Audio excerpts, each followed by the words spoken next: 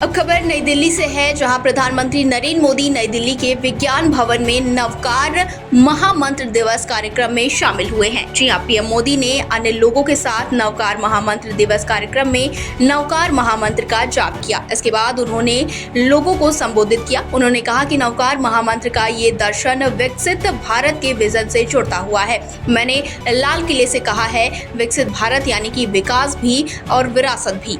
एक ऐसा भारत जो रुकेगा नहीं, एक ऐसा भारत जो थमेगा नहीं, जो ऊंचाई छुएगा लेकिन अपनी जड़ों से कटेगा नहीं। वहीं इससे पहले पीएम मोदी ने कहा कि मैं नवकार महामंत्र की इस आध्यात्मिक शक्ति को अब भी अपने भीतर अनुभव कर रहा हूं। कुछ वर्ष पूर्व मैं बेंगलुरु में ऐसे ही एक सामूहिक मंचोत्तार का साक्षी बना था। आज वही अनुभूति मुझे हो रही है और उतनी ही गहराई से हो रही है। साथ ही आपको बता दें कि प्रधानमंत्री ने आगे कहा कि नवकार महामंत्र सिर्फ मंत्र नहीं है, ये हमारी आस्था का केंद्र है, हमारे जीवन का मूल स्वर, और इसका महत्व सिर्फ आध्यात्मिक नहीं है, ये स्वयं से लेकर समाज तक सबको राह दिखाता है, जग से जग तक की यात्रा है।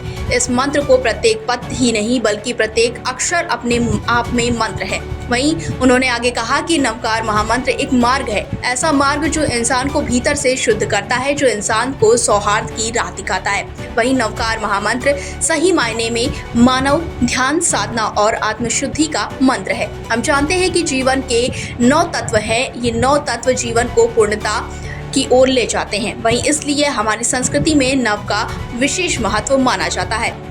आगे उन्होंने कहा कि नवकार महामंत्र कहता है कि स्वयं पर विश्वास करो, स्वयं की यात्रा शुरू करो। दुश्मन बाहर नहीं है, दुश्मन भीतर ही है। वहीं नकारात्मक सोच, अविश्वास, वैमनस्य और स्वार्थ ही शत्रु होता है, जिन्हें जीतना ही असली विजय है। वहीं यही कारण है कि जैन धर्म हमें बाहरी दुनिया नहीं बल्कि खुद को जीतने की प्रेरणा देता है। साथ ही पीएम मोदी ने कहा कि विकसित भारत अपनी संस्कृति पर करेगा और इसलिए हम अपने तीर्थंकरों को शिक्षाओं को सहेजते हैं। वहीं जब भगवान महावीर के 2550वें निर्वाण महोत्सव का समय आया तो हमने देश भर में उसे मनाया। वहीं आज जब प्राचीन मूर्तियां विदेश से वापस आती हैं तो उसमें हमारे तीर्थंकर की प्रतिमाएं भी लौटती हैं। आपको जानकर गर्व होगा कि बीते वर्ष 20 से ज्यादा तीर्थंकरों की मूर्तियां विदेश से बाहर आई हैं। Bureau report, India 24/7 live TV.